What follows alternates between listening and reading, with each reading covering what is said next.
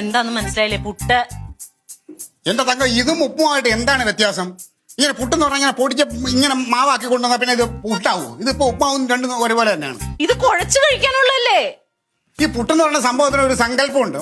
മനസ്സിൽ നിന്ന് ഒരുപാട് പ്രതീക്ഷിച്ചു. പുട്ടാണെന്ന് അറിഞ്ഞപ്പോൾ വിചാരിച്ച ആ പുട്ടുകുറ്റിന്ന് ഇങ്ങനെ ഇറങ്ങി വരുന്ന പുട്ട് ഒരു മുഴുവനോട് ഒരു പ്ലേറ്റ് ഇരിക്കുമ്പോൾ അതിന്റെ തേങ്ങയും അതിൽ കുറേ തേങ്ങയൊക്കെ ആദ്യം തിന്ന് പിന്നെ ആ പുട്ട് അതിൽ നിന്ന് പിച്ച് തിന്ന് ഇത് പൊടിച്ചിട്ട് എങ്ങനെ പുട്ടാവണത്? ഇത് എന്താടി ക്ലീറ്റോടെ അടി പറയുന്നത്? ഇത് പിള്ളേരൊക്കെ തിന്നണോക്കെ. ഞാൻ പുറത്തുനിന്ന് വല്ലതും കഴിച്ചോളാം. വേണ്ട വേണ്ട, ഒരെണ്ണം കുറ്റിയിലിരിപ്പുണ്ട്. ഇനി ഇതിൽ ഇത്തിരി പഞ്ചസാരയോ കറിയോ അങ്ങോട്ട് പൊട്ടിച്ച് ഈ പുട്ട് ഒരു കഷ്ണം പോലും പൊടിക്കാതെ ഇത് ഇതുപോലെ നിങ്ങളെടുത്ത് തിന്നണം. അല്ല, നിങ്ങക്ക് പുട്ട് പൊടിയാൻ പാടില്ലല്ലോ. കഴിച്ചോ? നമ്മള് പൊടിച്ചാണല്ലോ പുട്ട് കഴിക്കാൻ. ഞങ്ങളൊക്കെ പൊടിച്ചാണ് പുട്ട് കഴിക്കുന്നത്. പക്ഷെ ക്ലീറ്റോ പൊടിച്ച് കഴിക്കണ്ട. ഇതിന്ന് ഒരു കഷ്ണം എങ്ങാനും പൊടിഞ്ഞിട്ടുണ്ടെങ്കിൽ കഴിച്ചോ കഴിച്ചോ. എനിക്ക് നല്ല വിറഞ്ഞിരിക്കുക. പൊടിയരുത്. ആ